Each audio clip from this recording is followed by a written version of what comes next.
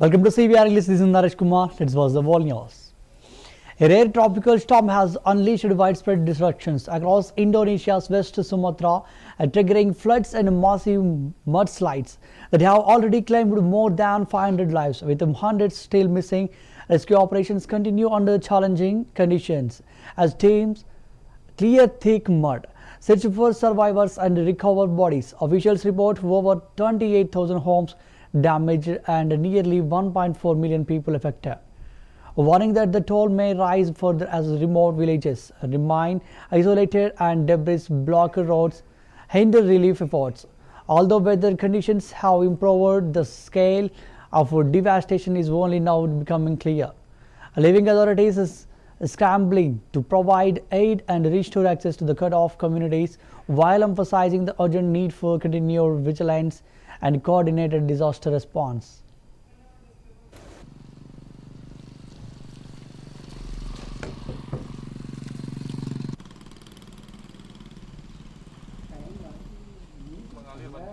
Betul. Cuman statement apa kepala BNPB ini enggak bencana nasional. Di Bali 2 mati nasional. Nah, di Bali 2 mati nasional. Ini ada 400.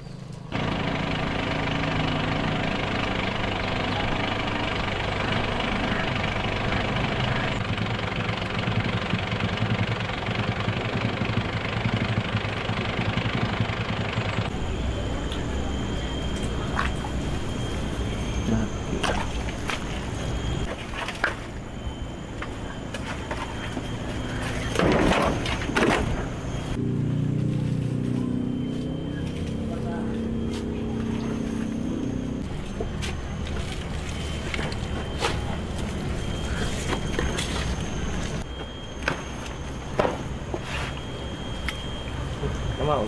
Dua ada bang.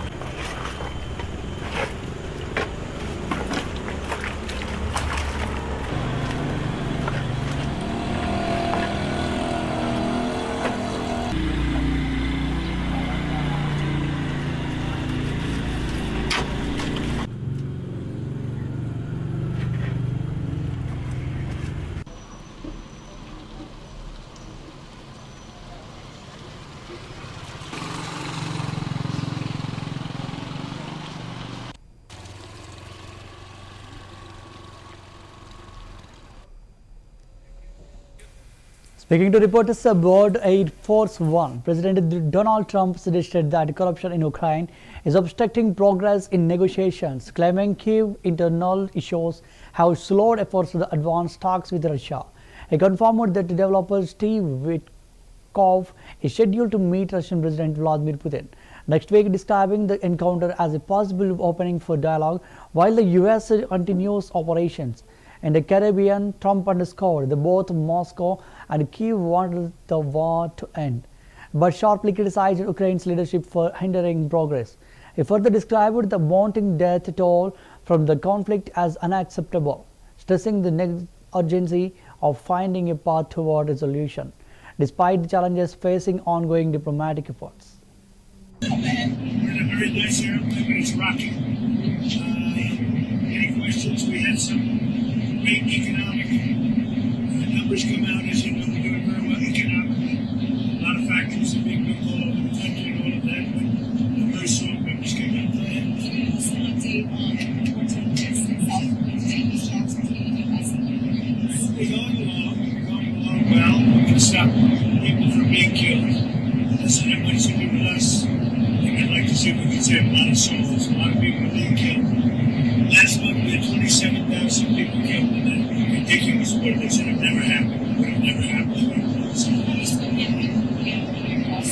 Yeah, I've spoken to them. They're doing well. Ukraine's got some difficult little problems. There's some difficult problems. But I think Russia would like to see it end, and I think Ukraine, I know Ukraine would like to see it end.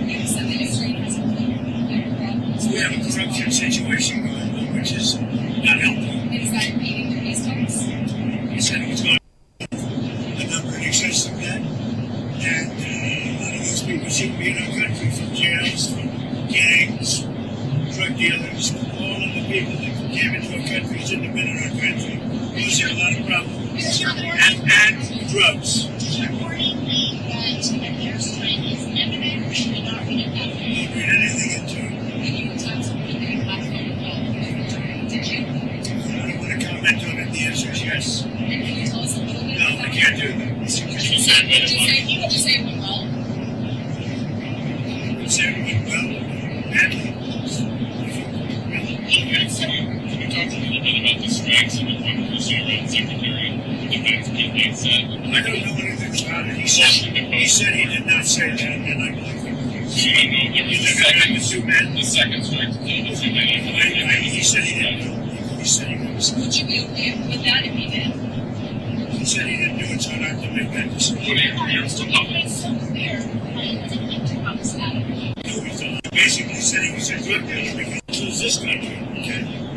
To be honest, I mean, if somebody does something wrong, you wouldn't put the president of the country in jail. He said it was a Biden setup, it was a Biden administration setup, and you have a big race going on this week, next week. I think it's going to be a very important race. It'll be interesting to see Honduras. That's what you're talking about, right? Correct. Yes, ma'am.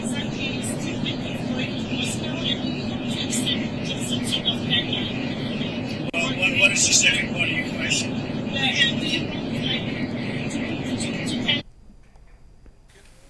During his second day in Lebanon, Pope Leo offered prayers for peace at the tomb of Saint Charbel, urging the nation's leaders and communities to remain united despite years of political paralysis, economic hardships, and conflicts, stressing the need for conversation and renewed commitment to the stability. The first U.S. Pope described his journey as a mission of peace. He is scheduled to meet the representatives from Lebanon's diverse communities, including Christians, Sunni, Shiite, Druze, and migrant groups, in an effort to foster dialogue and reconciliation. His visit comes at a critical moment as many Lebanese continue to leave the country amid deep uncertainty and rising regional tensions, highlighting the urgency of his appeal.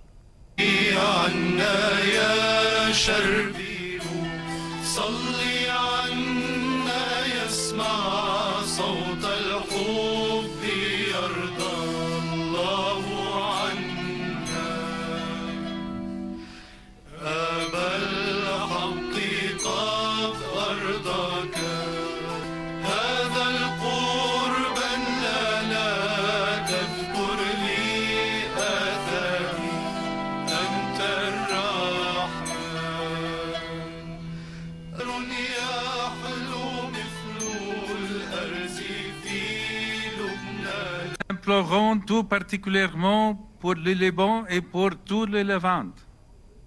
Mais nous savons bien, et l'essai nous le rappelle, qu'il n'y a pas de paix sans conversion des cœurs. Que Saint Charbel nous aide donc à nous tourner vers Dieu et à demander le don de la conversion pour chacune de nous.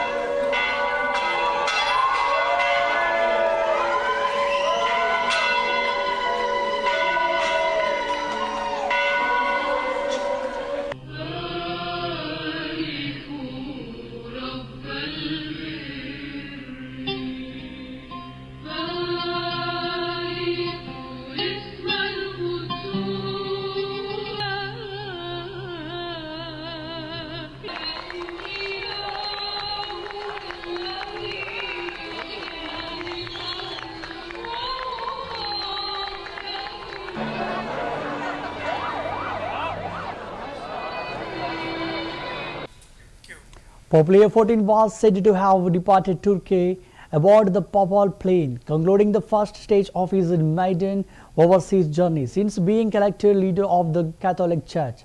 Observers noted that his next destination was Lebanon, where he planned a 48-hour stopover. Commentators explained that during this visit, the Pope was expected to deliver a message of peace to the multi-faith nation, emphasizing harmony and dialogue among its diverse communities. Analysts recalled that Lebanon's last papal visitor had been Benedict XIV in 2012, making Leo's arrival a significant moment for the country's religious and cultural landscape.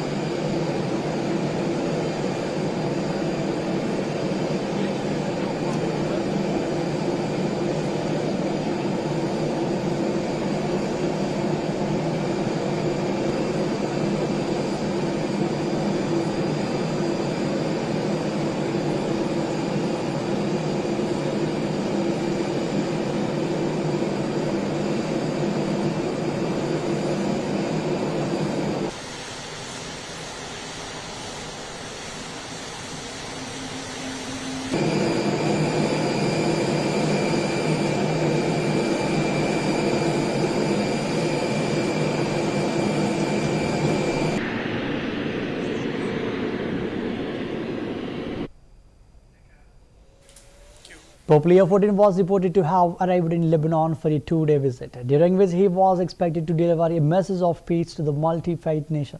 According to accounts from an journalist aboard the papal plane, his arrival marked a significant moment in his maiden overseas journey. Upon reaching Beirut, he was greeted by Lebanon's President Joseph Aoun, recognized as the Arab world's only Christian head of the state.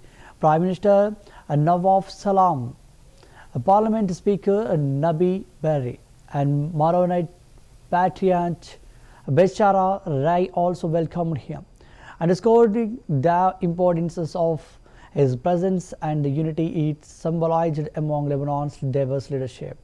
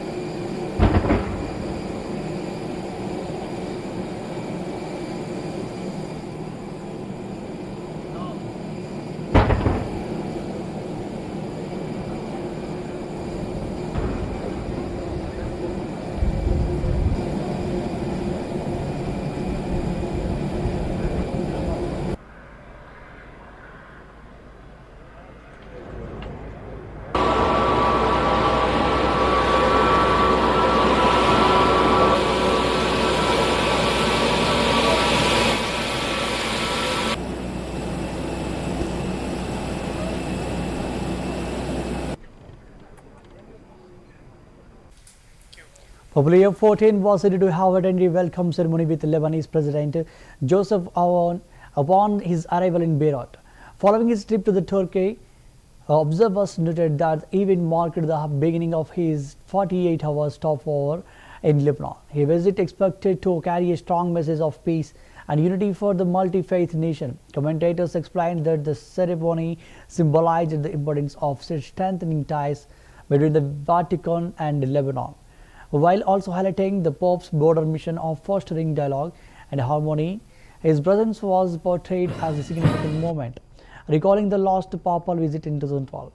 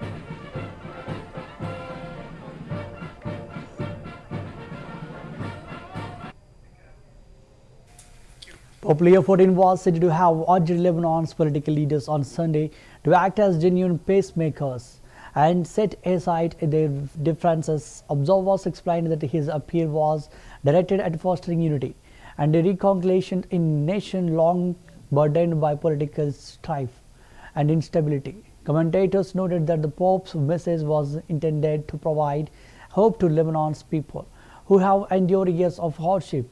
His remarks also emphasized the importance of strengthening the Christian community in the Middle East, portraying it as a vital part of the region's cultural and spiritual fabric. The call was seen as both moral and symbolic.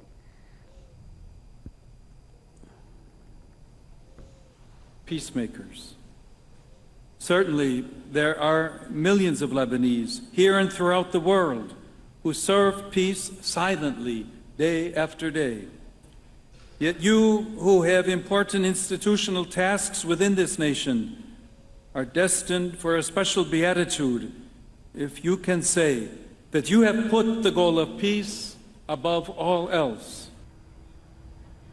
You are a diverse country, a community of communities united by a common language. I'm not simply referring to the Levantine Arabic, by which your great past has left inestimable treasures. Above all, I'm referring to the language of hope, which has always enabled you to start again. Almost everywhere in the world around us, a kind of pessimism and sense of powerlessness seem to have taken hold, where people are no longer able to ask themselves what they can do to change the course of history. Major decisions appear to be taken by a select few, often to the detriment of the common good, as if this were an inevitable destiny. You have suffered greatly from the consequences of an economy that kills, from global instability that has devastating repercussions also in the Levant, and from the radicalization of identities and conflicts. But you have Voters in Honduras were said to have cast their ballots in the final hour of a closely contested presidential election. Observers explained that the campaign had been dominated by warnings from US President Donald Trump, who threatened to cut aid to the country if his preferred conservative candidate failed to win. Commentators noted that the atmosphere was tense, with citizens aware of the international implications tied to the outcome. Analysts suggested that the election represented and not only a choice of leadership but also a test of Honduras' resilience amid external pressures. The closing moments were portrayed as decisive for the nation's future.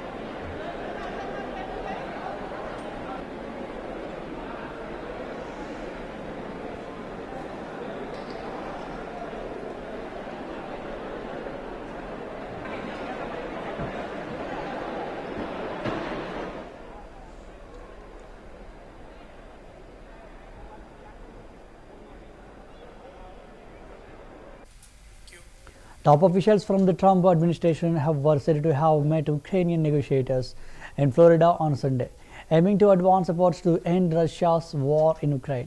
Observers explained that the meeting was intended to lay the groundwork for crucial discussions scheduled later in the week in Moscow with Russian President Vladimir Putin. Commentators noted that the talks reflected Washington's push to broker peace and reduce tensions in the region. Analysts suggested that the Florida meeting served as a preparatory step, highlighting the administration's active involvement in shaping diplomatic negotiations and setting the stage for potentially significant outcomes in Moscow.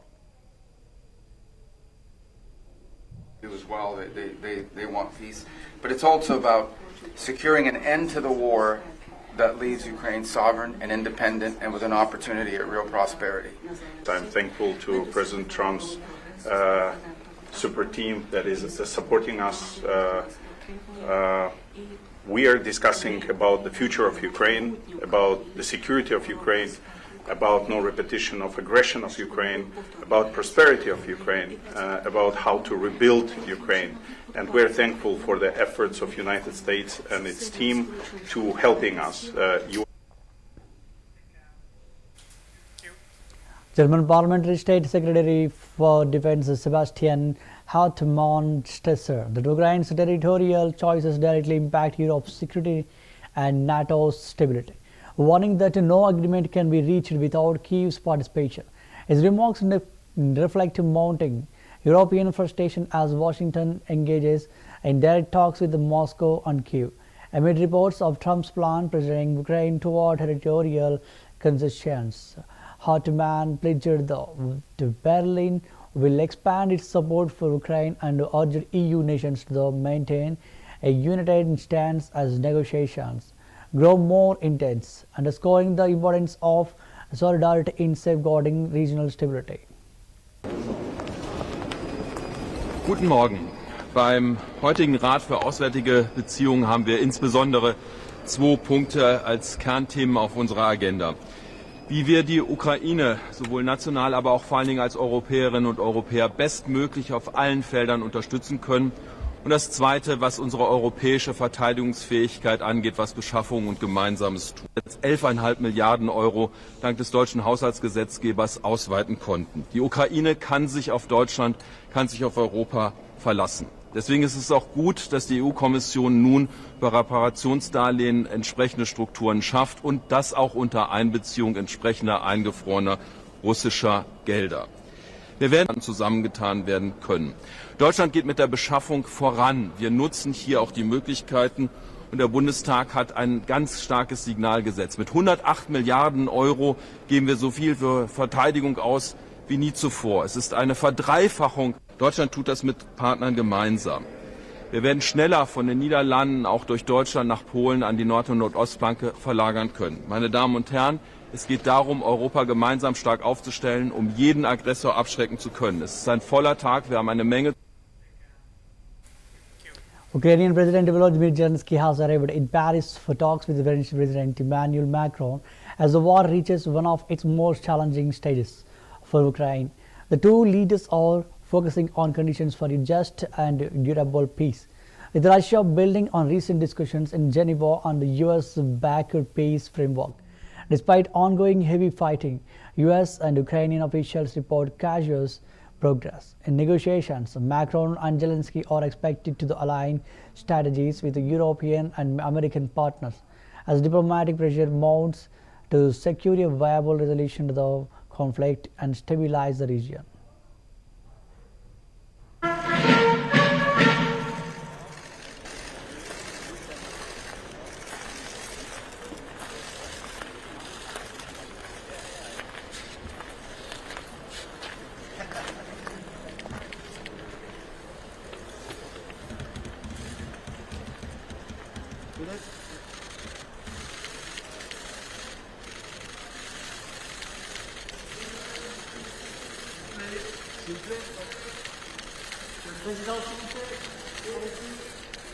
Merci beaucoup.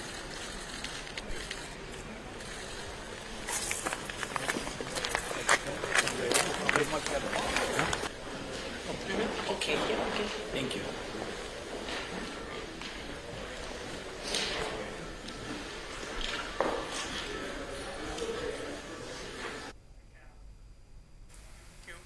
South African President Cyril Ramaphosa strongly criticized US President Donald Trump after threats to exclude South Africa from the 2026 G20 summit. Ramaphosa dismissed claims of white genocide and land confiscation against Africans baseless and false. Speaking in Pretoria, he emphasized that South Africa is a G20 member in its own name and right and vote to remain a full, active and constructive participant in the forum.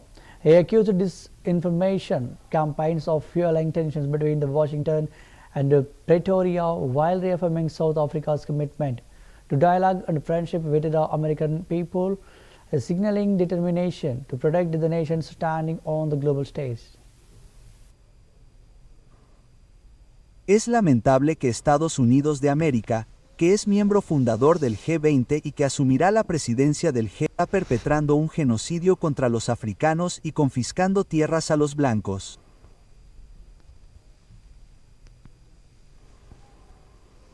Se trata de una desinformación flagrante sobre nuestro país. Nos complace enormemente que muchas organizaciones, empresas y personas de Estados Unidos participarán en gran número en actividades relacionadas con el G20, como la Cumbre Business 20 y la Cumbre Social. Debemos dejar claro que Sudáfrica es uno de los miembros fundadores del G20 y, por lo tanto, es miembro del G20 en nombre y derecho propios. Seguiremos participando como miembro activo y constructivo del G20.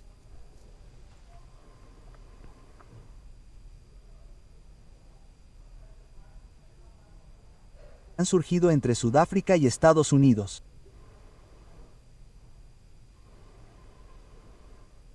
Sudáfrica sigue siendo un amigo firme e inquebrantable del pueblo estadounidense.